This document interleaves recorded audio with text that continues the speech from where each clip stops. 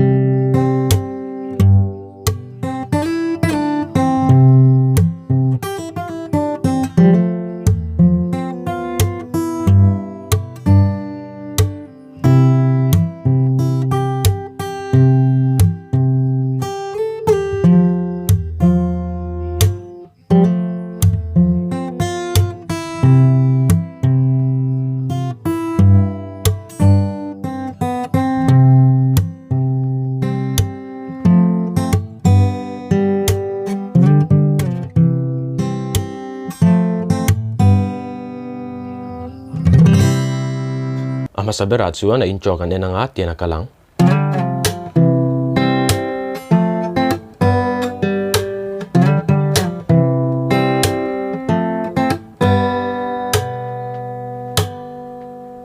tikhan kan tiang ama sabera chuan kuzung uin 5th string 3rd fret kuzung te in 4th string 3rd fret kha 5th fret a kan vaslide anga chuan kan der leng halang tikhan chuan kan slap nga lang slap in a zo yang chung a shui chung a khan tikhan chuan C kan metanga C a khan in 5th string le 4th string kha kan tirwal leang tikhan na chuan 2nd string le 3rd string kha kan tirwal leang C char kala metta khana MIZO a khan kan slap leang khana chuan achung kan mena pahnih kha step khat ve ben kan ti tla leang F aniang a tikhan chuan 4th string le 3rd string kha kan tirwal leang tikhana chuan 2nd string 1st fret kha vai khat chuan kan slap nga lang tikhana tikhan bulchangin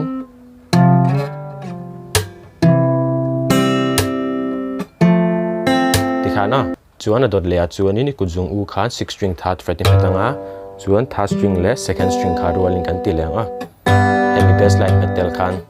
ten kan tiang F atang khan na tikhana chuan G kan ti zo a khan in 3rd string opening kan ti leng tikhana luchangin vai khat le F atangin na MIZO ha kan slap leang a tikhana bulchangin mongchang kan play chinang a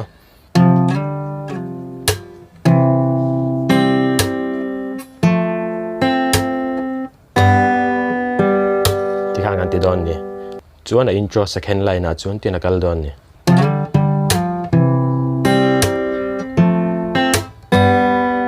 tikhana kalang ama sabera chuan a tira ka soitak a first line ka soitak ha hemi pahnia kan met lenga 5th fret a kan slide leang 5th fret a vai khat kan ti lenga a voi ni na khanin 3rd fret a kan slide leang a chuan kan slide rual chen kan slap veng hal bokang tikhana khan chuan angai bokin C a khan 5th string le 4th string kha kan tirwal leang chuan 2nd string le 3rd fret tikhana F a ngai bokin 3rd string le 4th string chuan 2nd string 1st fret a vai khat 2nd string le 3rd string open le 6th string 3rd fret kha rualin kan ti leang tikhana chuan vai thum kan slapang tikhana vai khat mongchang in intro kan play le chinang a bul tangin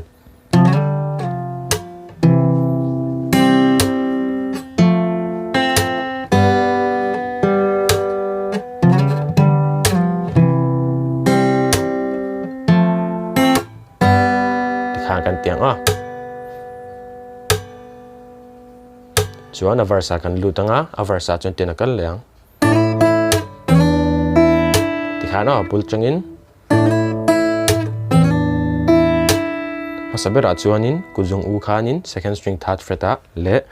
fifth string open khanin fifth fret a kan slide ang second string kha chuan fifth fret a khan second string a khan voi khat kan tileng halang tikhana chuan kan slip halang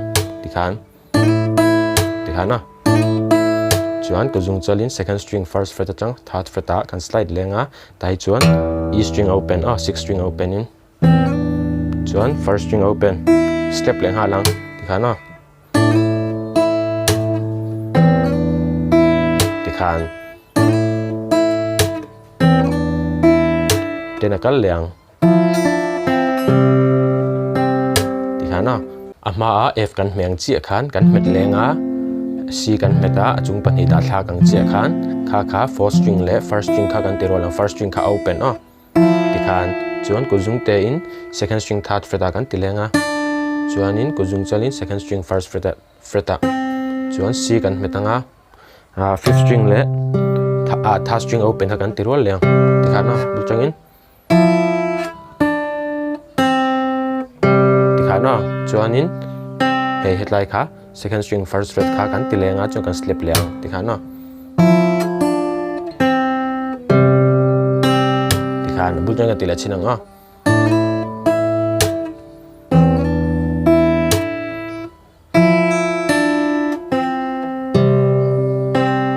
tikhana kalang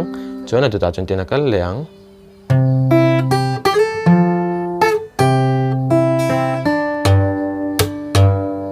tikhana ama sabera chuanin ikuzung u khanin fifth string third fret kha itianga chuan first string open tikhana chuanin first string third fret chuan first string third fret ang khan fifth fret a kan slide ang chuanin fourth string fifth fret third fret a kan tilenga tikhana tikhan chuanin kuzung te hianin fifth string kati first string fifth fret kan tilenga chuanin heta first string third fret le fifth string third fret kan tirol leang chuan first string open second string second fret second string third fret tikhana chuan G a sixth string third fret a khan kan tileang slip anga vekhat kan tilenga kan slip leang tikhana bulchangin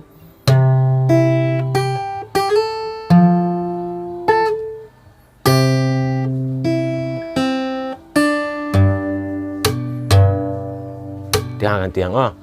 voi khat abul chang kan play le chinang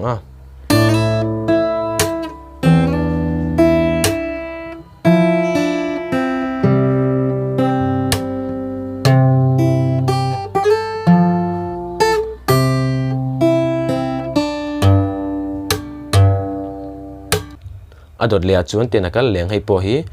a verse a first line nen khain angrenga tenakal leng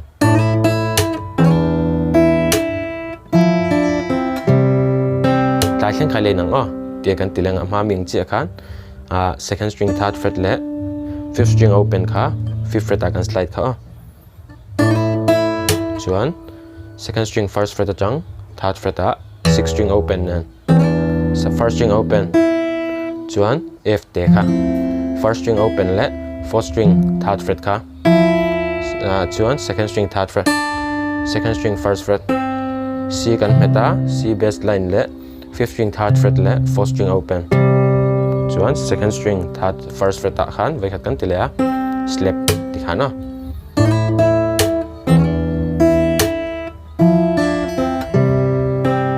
adot le chuan tenakal le don ni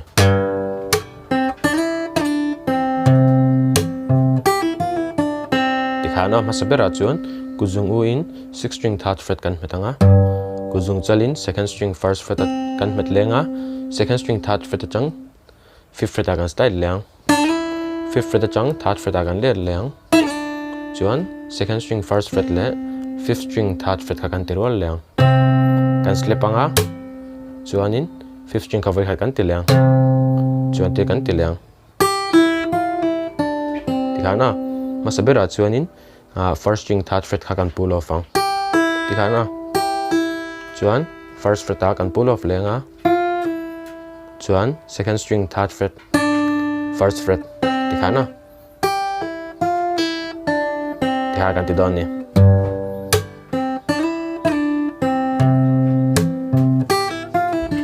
tikha na kalang a abul changin tuna kan zir hau ta kha intro chang khan a verse ten en khanin mong cha in kan play le chinang a tina kal leang